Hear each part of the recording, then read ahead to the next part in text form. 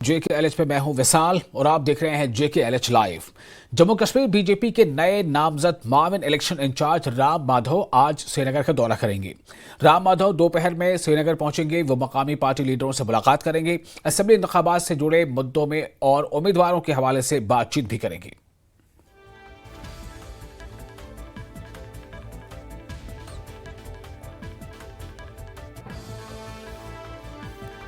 तो आपको बता दें कि जम्मू कश्मीर चुनाव के लिए इंचार्ज बनाया गया राम माधव को। हालांकि पहले से ही जी किशन रेड्डी भी इंतखाबात के इंचार्ज हैं और उनके साथ साथ अब राम माधव को भी जम्मू कश्मीर इंतखाबात का इंचार्ज बनाया गया है। राम माधव आज श्रीनगर पहुंचने वाले हैं।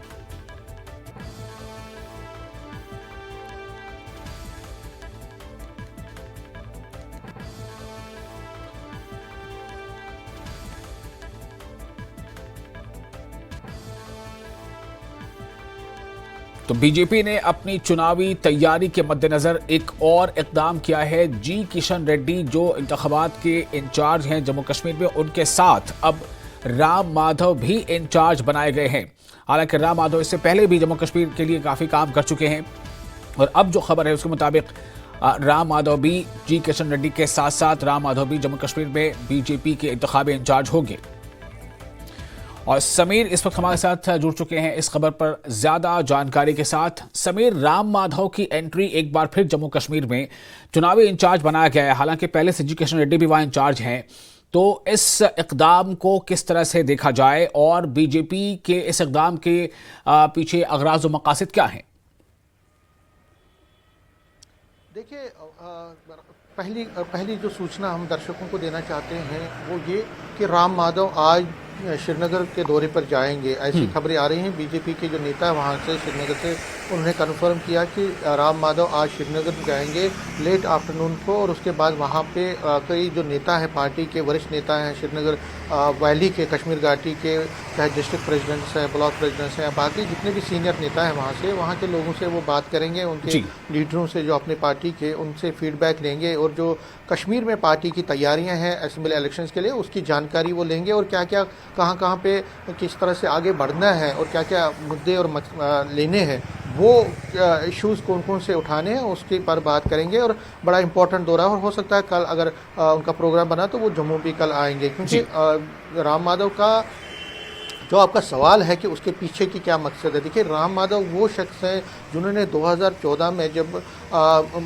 पीडीपी बीजेपी की सरकार और जब असेंबली फ्रैक्चर्ड मैंडेट आया था, किसी भी पार्टी को बहुमत नहीं आया था, तो ये राम माधव थे जिन्होंने मुफ्ती मोहम्मद सईद के साथ तब जाके एक यहाँ पे कोalition सरकार बनाने में एक बीजेपी पीडीपी सरकार बनाने पहली बार ऐसा हुआ कि बीजेपी और पीडीपी जो कि आपस में बहुत ही राइवल थे, ज़बरदस्त टकराव था, आइडियोलॉजिकल टकराव था, पॉलिटिकल टकराव था, लेकिन ये दोनों पार्टियां इकट्ठे हुई। उसका सारा श्रेय जो जाता है वो राम माधव को जाता है, क्योंकि वो की आर्किटेक्ट थे तब इस गवर्नमेंट के। और जब मुफ्ती मोहम्मद सईद के देहांत के बाद महबूबा मुफ्ती जब टेबल पर आई तो उनके साथ भी राम माधव ने बात की और जो कॉमन मिनिमम प्रोग्राम दोनों पार्टियों का बना जब गवर्नमेंट बनी 2014 लास्ट में, उसको भी कॉमन मिनिमम प्रोग्राम को बनाने में राम माधव का ही एक बड़ा रोल था। तो राम माधव को बीजेपी ने इसलिए लाया है ताकि जो कश्मीर में जो बिसात है, जो साधने की कोशिश की जा रही है अलाइज को, जो इंडिपेंडेंस को किस तरह से, क्योंकि राम माधव को पता है जम्मू कश्मीर की सियासत,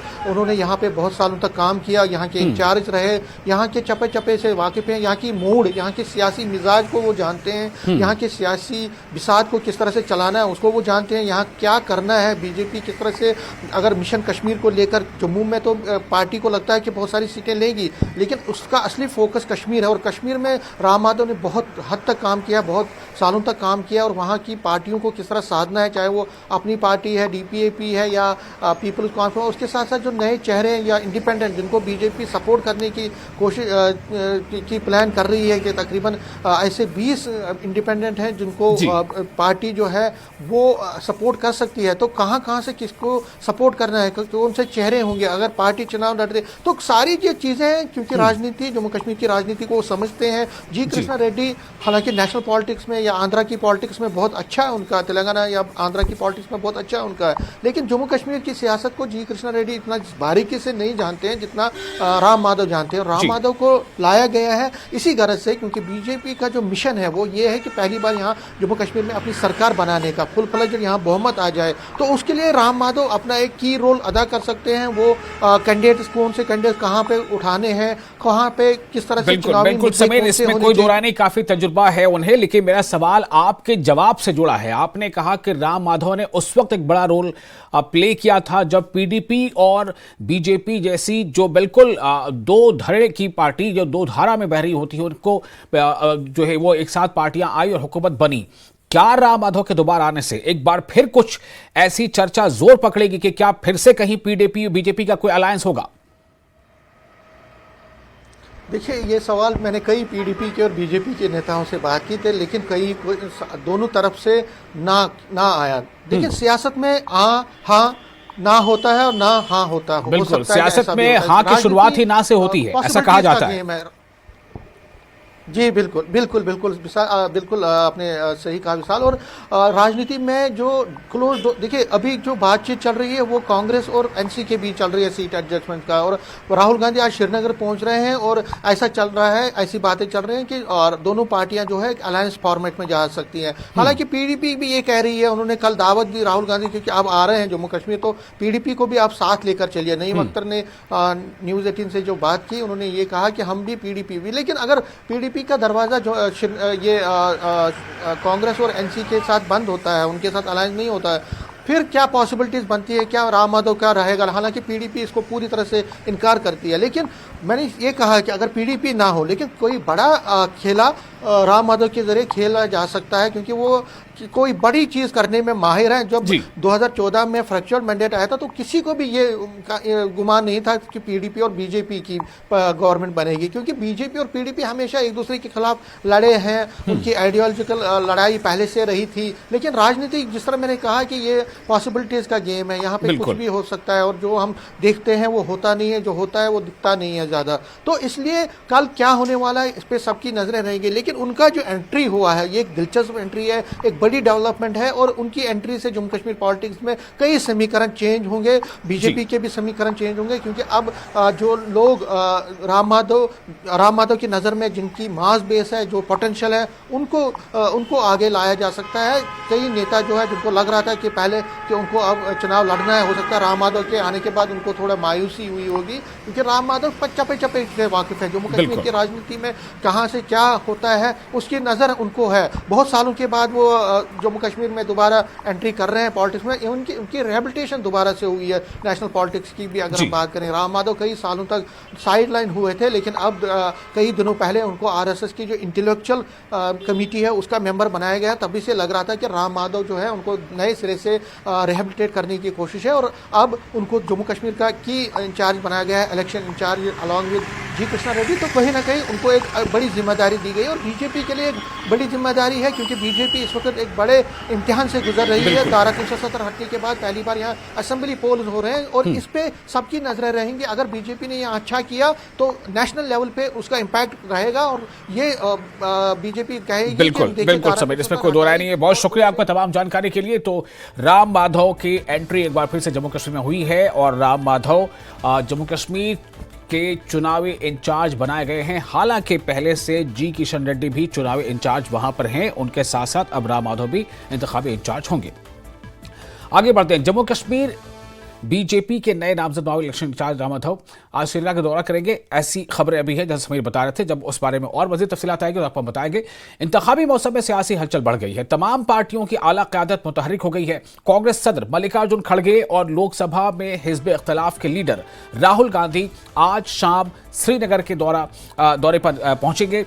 कल दोपहर दोनों लीडर श्रीनगर से जम्मू के लिए भी रवाना होंगे, और दौरे के दौरान कांग्रेस आला क़यादत मकामी लीडरों से मुलाकात करेगी। पार्टी कारकुनान से भी राहुल गांधी और मल्लिकार्जुन खड़गे मुलाकात करेंगे। कल शाम जम्मू से फिर ये दोनों लीडर दिल्ली रवाना हो जाएंगे।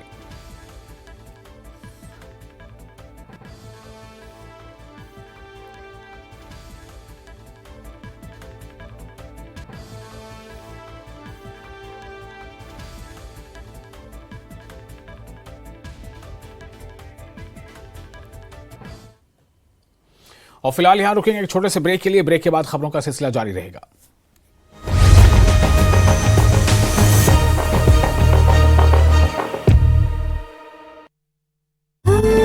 चीना में शख्स की गोली मारकर हत्या, खेत के अंदर बने कमरे में दिया वारदात को अंजाम।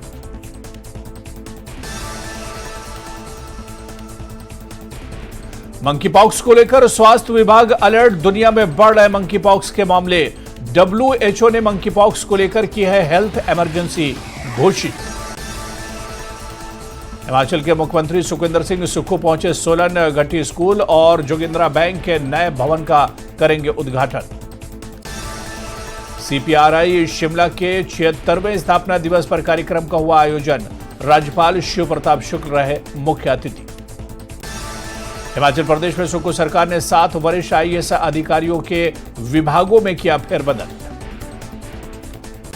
बिलासपुर में रणधीर शर्मा ने की प्रेस कॉन्फ्रेंस, हिमाचल में 27 अगस्त से शुरू हो रहा मानसून सत्र, मानसून सत्र में उठाया जाएगा बंद शिक्षा संस्थानों का मुद्दा।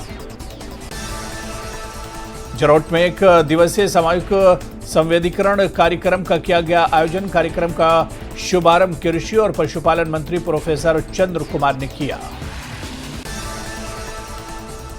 बिलासपुर में मनाई गई राजीव गांधी की 80वीं जयंती, बराड़ी में श्रद्धांजलि कार्यक्रम का किया गया आयोजन। उधर कुल्लू में भी पूर्व PM की मनाई गई 80वीं जयंती, कांग्रेस कार्यालय में मनाई गई राजीव गांधी की जयंती, विधायक सुंदर ठाकुर की अध्यक्षता में कार्यक्रम आयोजित किया गया।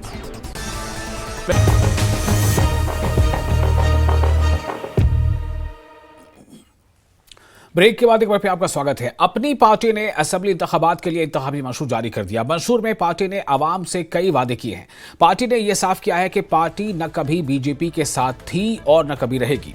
रफी मीर ने कहा कि मीडिया से जब खिताब उन्होंने किया तो कहा कि हम उन नौजवानों की रिहाई की कोशिशें करेंगे जो बिना किसी संगीन जुर्म के जेलों में बंद हैं। अगर हमारी पार्टी इक़्तिदार में आई तो कश्मीरी पंडितों की वापसी के लिए हम कोशिशें तेज करेंगे। LG को मज़ीद इख्तियारात दिए जाने की हम मुखालफत करते हैं और हम इसके खिलाफ जद्दोजहद करेंगे। जम्मू खित्ते के लिए गर्मियों में 500 यूनिट बिजली मुफ्त और कश्मीर खित्ते के लिए सरमा में 500 यूनिट बिजली मुफ्त फराहम करने का वादा किया गया है। सरकारी स्कूलों को अपग्रेड किए जाने का भी वादा किया गया है। BPL खानदानों के लिए LPG के 4 सिलेंडरों पर सब्सिडी का जिक्र किया गया है। वादी की सकाफत को बचाने की भरपूर कोशिश करने का भी वादा मंशूर में किया गया है। साथ ही इंतखाबी मंशूर में इस बात का भी जिक्र है कि राशन की फराहमी मुतासिर हुई है। अगर अपनी पार्टी ने इंतखाबी मंशूर में इसका जिक्र किया कि अगर इख्तिदार में आए तो राशन को दोगुना कर देंगे। ये लोगों के पास फैसला इस वक्त करना है कि हम कितना उस अपने प्रोग्राम में आगे चल पाए और कितना नहीं चल पाए। अगर रिसेंट पार्लियामेंट्री इलेक्शंस का हम ब्यौरा लें और रिजल्ट्स लें, हमने कोई उसमें खास कामयाबी हासिल ही नहीं की। मुख्तलिफ वजूहात पार्टी ने उसके लिए भी जानने की कोशिश की। हमें कई ऐसी बातों के साथ जोड़ा गया, कई ऐसी पार्टियों के साथ जोड़ा गया था जो सही नहीं था, लेकिन वोटर ताकतवर होता है, जिसको फैसला करना होता है वो ताकतवर होता है। और हमने रेस्पेक्टफुली ये उस वक्त की हार तस्लीम करनी, और आज जब हम मैदान में आ रहे हैं, हमने बुनियादी सतह पर अपने लोगों, अपने वर्कर्स को ये गुजारिश की कि प्रो पीपुल एक एजेंडा हम बनाने की कोशिश की। इतने 72 साल से यहाँ अवामी हुकूमत है, बहुत से वादे किए गए जो बराबर नहीं हुए, बहुत से वादे किए गए जो टूटे बाद में। इलेक्शन में अच्छे मैनिफेस्टो सुनने में अच्छे आए, वो नहीं हुए। हमने कोशिश की थोड़ा उससे बालातर होने की, वो बात करने की जो हमारे हाथ में हो, जो और हम कल पाएंगे। हमने जब पार्टी का इनेकाद किया था तो उस वक्त हम आए थे लेकर एजेंडा डेवलपमेंट का। हमने सोचा डेवलपमेंटल एजेंडा है, लोगों का काम है, घर है, मकान है, बिजली है, सड़क है। लेकिन जम्मू कश्मीर की साइकी और लोगों का जो यहाँ पे जहन है, मुझे लगता है हमारी रियासत के लोगों को, यहाँ के लीडर्स को, सियासी पार्टीज को ज्यादा इस बात की फिक्र है कि हमारा तशख़्ख़ुस कैसा है, हम इज्जत से यहाँ जी रहे हैं या गलत तरीके से जी रहे हैं। 5 अगस्त के बाद जो थप्पड़ हम सब पर पड़ा, पॉलिटिकल लीडर्स को लेकर लोगों तक, और जो हालात हमारे साथ पैदा उसका हमें बहुत सदमा है। और मुझे लगता है जिंदगी भर शायद ये सदमा दूर नहीं हो सकता। लेकिन हमने एक छोटी सी कोशिश की इस मैनिफेस्टो के जरिए से। और आज के इस इंतखाबी मंशूर जारी किए जाने के दौरान अपनी पार्टी ने अवाम से क्या क्या बड़े दावे किए हैं, अगर वो इक़्तिदार में आते हैं तो वो क्या क्या करेंगे, इस बारे में और तफसीलात के साथ जुड़ चुके हैं हमारे नुमाइंदे सरोश कफील। सरोश, अपनी पार्टी ने भी इलेक्शन मैनिफेस्टो जारी कर दिया, यानी कि एक जो रिवायत चली आ रही है उस रिवायत को पूरा कर दिया। क्या लग रहा है आपको, इसमें क्या खास जिक्र है और उनके कौन कौन से ऐसे वादे हैं जिनकी तरफ वाकई आवाम का शायद रुझान दिखे? देखिए, अगर हम अपनी पार्टी की बात करें, सबसे पहले तो सरप्राइजिंग ये रहा कि इन्होंने आर्टिकल 370 और 35A की रिवोकेशन को लेके बात नहीं की, जिस तरीके से बाकी पॉलिटिकल पार्टीज ने अपने मैनिफेस्टो में इसकी बात की है। हाँ, लेकिन उन्होंने इनडायरेक्ट वे में कहा कि 2019 के बाद जितने भी लॉज यहाँ पे अमेंड हुए हैं उन पे हम काम करेंगे, लेकिन डायरेक्टली जिक्र उन्होंने 370, 35 आर्टिकल A का नहीं किया है। उसके बाद जो है उन्होंने क्लियर इंडिकेशन दी है कि जो हमारे हाइड्रो प्रोजेक्ट्स हैं, जो इस वक्त हमारी इलेक्ट्रिसिटी है वो बाहर के स्टेट्स में जा रही है, वो कहीं ना कहीं या तो हमें उसका कंपनसेशन दे दे, या कहीं ना कहीं जो हमारा यहाँ पावर का क्राइसिस चल रहा है वो बिजली हमें वापस दे दे। उसके मजीद उन्होंने कहा है कि जो बिलो पॉवर्टी लाइन रहेंगे उनको 4 LPG सिलेंडर्स जो है उनको फ्री दिए जाएंगे। स्कूल्स के जो इंफ्रास्ट्रक्चर्स, स्पेशली गवर्नमेंट स्कूल्स के जो इंफ्रास्ट्रक्चर्स है उनमें कुछ बदलाव होगा, उनको मॉडल स्कूल्स की तरह तब्दील किया जाएगा। लेकिन यहाँ पे मैं आपको एक इंपॉर्टेंट बात कहना चाहता हूँ कि आज पहली बात तो जो प्रेसिडेंट है पार्टी के सईद अल्ताफ बुखारी, वो प्रेजेंट नहीं थे इस मैनिफेस्टो में। वो क्योंकि अभी देखिए, आप पहली बार असेंबली इलेक्शंस में इस तरीके से इनका मैनिफेस्टो आ रहा था और कहीं ना कहीं अल्ताफ बुखारी का यहाँ ना होना वो एक सवाल पैदा करता है। और मे बी चले हम ये मानते हैं कि वो उनका एक अपना पर्सनल रीजन था कि वो इस वक्त प्रेस कॉन्फ्रेंस में नहीं रहे, लेकिन दूसरा जो इशू है उन्होंने क्लियर इंडिकेशन दी है। जब आपको याद है पार्लियामेंट्री इलेक्शंस था, तब सईद अल्ताफ बुखारी और तमाम अपनी पार्टी के जो लीडर्स थे वो हमेशा फोकस कर रहे थे और ओपनली कह रहे थे कि हम बीजेपी को सपोर्ट कर रहे हैं। लेकिन आज जब रफीक मीर प्रेस कॉन्फ्रेंस दे रहे थे, अपना मैनिफेस्टो रिलीज कर रहे थे, तो उन्होंने क्लियर एक इंडिकेशन दी। उन्होंने कहा कि बीजेपी के साथ ना हम प्रीवियसली थे, ना हम आने वाले जो अभी इलेक्शंस हैं इसमें किसी भी तरीके की कोएलिशन या अलायंस में बीजेपी के साथ आएंगे। और उनका यह भी कहना था कि कई सारे ऐसे पॉलिटिकल पार्टीज हैं जो हमें बी, सी और डी टीम कहती है बीजेपी की, आज हम उन्हें इस पोडियम से एक मैसेज देना चाहते हैं कि हमारी कोई भी डायरेक्ट एफिलिएशन बीजेपी के साथ नहीं है। तो बाकी अगर हम मैनिफेस्टो की बात करें तो वही मुद्दे हैं, जैसा कि इन्होंने इलेक्ट्रिसिटी की बात की है। इन्होंने ये भी कहा है कि पानी का जो है उसका क्राइसिस भी काफी ज्यादा चल रहा है, उस पर भी हमारा खासा ही फोकस रहेगा। तो कुल मिला के अगर बात की जाए तो कुछ नया नहीं है इस मैनिफेस्टो में। जो यहाँ के लोग हैं वो कहीं ना कहीं वाकिफ है कि जो ये पॉलिटिकल पार्टीज के मैनिफेस्टोज आते हैं इनमें जो ये दावे या वादे होते हैं वो किस तरीके के होते हैं, और वैसा ही कुछ था, कुछ सरप्राइजिंग नहीं था इसमें। लेकिन हाँ, जैसा कि एक सरप्राइजिंग एलिमेंट था, मैंने आपसे कहा आर्टिकल 370 और 35A को लेकर डायरेक्टली बात नहीं की इन्होंने ये भी कहा कि स्टेटहुड जो है, एक और इंपॉर्टेंट पॉइंट था, कहा कि जो स्टेटहुड है उसको रिस्टोर करेंगे, लेकिन हम फुल रिस्टोरमेंट चाहते हैं स्टेटहुड की। जब उनका मकसद है ये कहने से कि फुल स्टेटमेंट रिस्टोर की, उनका कहना है कि जो सीएम है उसको पूरे इख्तियार दे दिए जाए, उसको पूरे पावर दे दिए जाए। क्योंकि आपने देखा होगा हाल ही में जो एलजी है उनको कुछ इख्तियार दिए गए। एक अमेंडमेंट आई थी जो 2019 का रीऑर्गेनाइजेशनल एक्ट बिल था कश्मीर का, उसमें उन्होंने जो आर्टिकल 55 है उसमें अमेंडमेंट लाई थी और कहा गया था कि एलजी जो है वो होम डिपार्टमेंट संभालेंगे यहाँ, भले ही कल को यहाँ पे स्टेटहुड रेस्टोर होता है और यहाँ का चीफ मिनिस्टर बनता है। तो कहीं ना कहीं इन्होंने फोकस रखा है अपनी पार्टी ने। इन्होंने कहा है कि हमारा फोकस यही रहेगा कि कल को अगर रेस्टोर भी होता है यहाँ पे स्टेटहुड, लेकिन सीएम जो है जिसको डिसएम्पावर किया है उसको पावर्स दे ही दिए हैं एज कंपेयर टू एलजी, हम वो मुद्दा भी उठाएंगे और कहीं ना कहीं पूरी कोशिश यही रहेगी कि चीफ मिनिस्टर जो है उसको पूरे इख्तियार दिए जाए। तो इस तरीके का एक मैनिफेस्टो है। जानकारी के लिए, लेकिन सबसे बड़ा जो सरप्राइजिंग एलिमेंट या सरप्राइजिंग जो बात रही वो यही रही, जैसा आपने कहा कि अल्ताफ बुखारी खुद इस दौरान में मौजूद नहीं थे जबकि उनकी पार्टी का, यानी कि अपनी पार्टी का इंतखाबी मंशूर जारी हो रहा था। पहला मौका था एक लंबे अरसे के बाद जब असेंबली इंतखाबात के लिए इंतखाबी मंशूर जारी किया जाना था। कुछ वजह रही होंगी, लेकिन तवक्को शायद ऐसी थी कि वो जरूर रहेंगे, लेकिन वो थे नहीं। आगे बढ़ते हैं। कुपवाड़ा जिले के सरहदी इलाका करना में साधना टॉप के करीब निचान में शम्सबारी पहाड़ी पर बादल फटने से सैलाबी सूरत हाल पैदा हो गई, जिसकी वजह से 33 केवी लाइन को नुकसान पहुंचा है और इलाके में बिजली निजाम मुतासिर हो गया। ताहम सैलाबी रैली से कोई बड़ा नाखुशगवार वाकया पेश नहीं आया।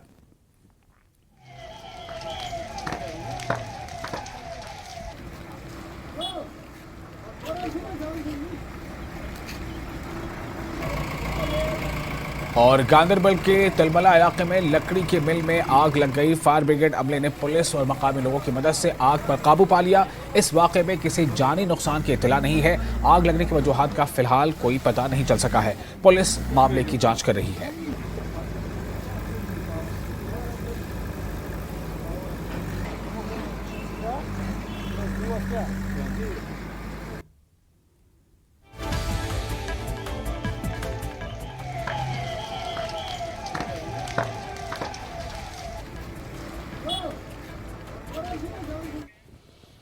और कुपवाड़ा से इस वक्त एक अहम खबर है। कुपवाड़ा से खबर यह है कि गैर कानूनी शराब जब्त की गई है। ज्वाइंट नाका चेकिंग के दौरान ये जब्ती हुई है। 2 अफराद को गिरफ्तार भी किया गया है।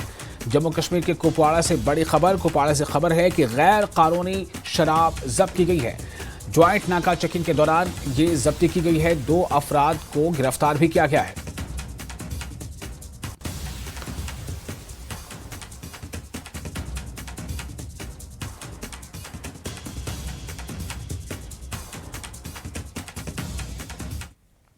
इंजीनियर रशीद ने रेगुलर बेल की अर्जी दाखिल की है। दिल्ली के पटियाला हाउस में दाखिल की है अर्जी। रुकन पार्लिमान इंजीनियर रशीद जेल में है बंद।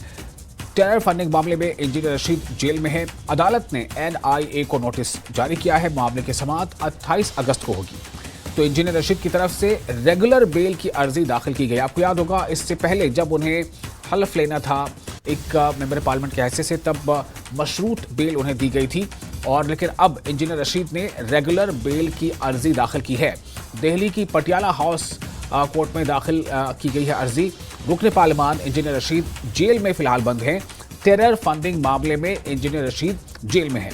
अदालत ने NIA को नोटिस जारी किया है इस मामले पर और मामले की समाअत 28 अगस्त को होगी।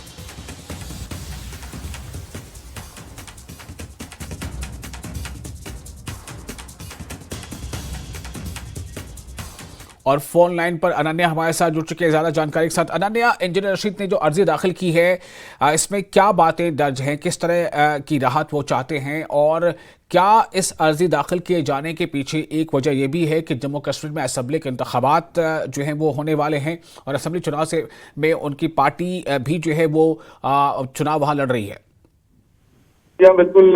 जो इंजीनियर राशिद है उन्होंने पहले भी, जब आपको याद होगा, जब पार्लियामेंट का सेशन शुरू होने वाला था, जब सारे जो MP थे उन्हें वोट देना था, तब भी उन्होंने 1-2 बार बेल लेने की कोशिश की ताकि वो जो है वो वोट दे सके। हालांकि जो कोर्ट है उसने उनको बेल देने से तो मना कर दिया था इस चीज को लेके, और वो जेल में ही रहे। अब उन्होंने एक और अपनी देखिए जमानत याचिका जो है दायर की है पटियाला हाउस कोर्ट में, और एक रेगुलर बेल मांगी है, यानी कि पूरी तरह से जमानत मांग रहे हैं ताकि वो जो अब जम्मू कश्मीर के जो इलेक्शन है, जो आने वाले असेंबली पोल्स हैं, उसमें उनकी पार्टी जो है वो हिस्सा लेगी, और इसके लिए रणनीति बनाने के लिए और अपनी पार्टी का सहयोग और प्रचार करने के लिए उन्होंने ये जो है वो जमानत अर्जी दाखिल की है। कोर्ट ने इस पर नोटिस इशू कर दिया है। अगली सुनवाई पर जो है NIA अपना जवाब दाखिल करेगी। हालांकि पहले भी NIA ने इस तरीके की जमानत याचिका जो इंजीनियर राशिद की तरफ से दायर की गई है उसका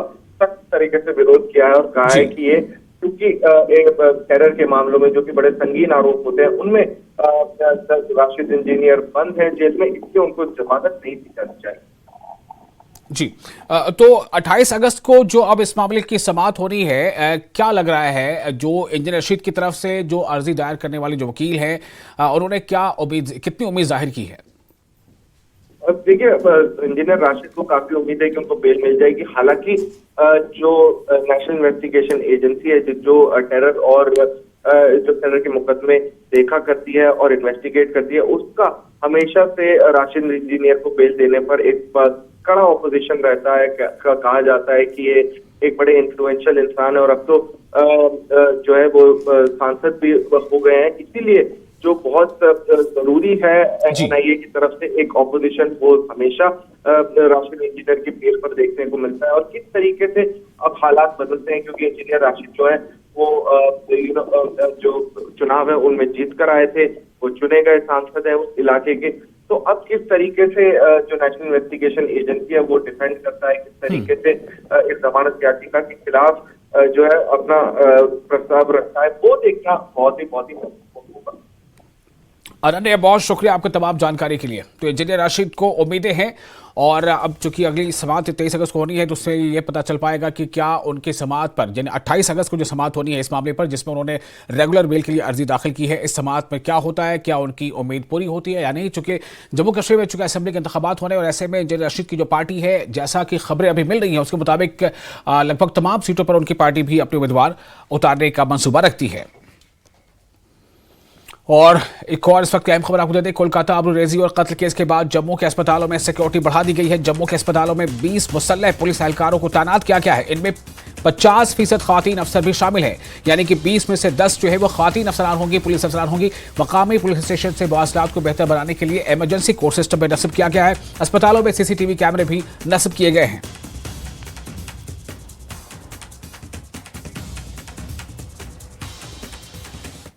इसके साथ ही इस बुलेटिन में फिलहाल इतना ही, लेकिन न्यूज़ 18 JKL में लगातार बड़ी और अहम खबरों का सिलसिला जारी रहेगा।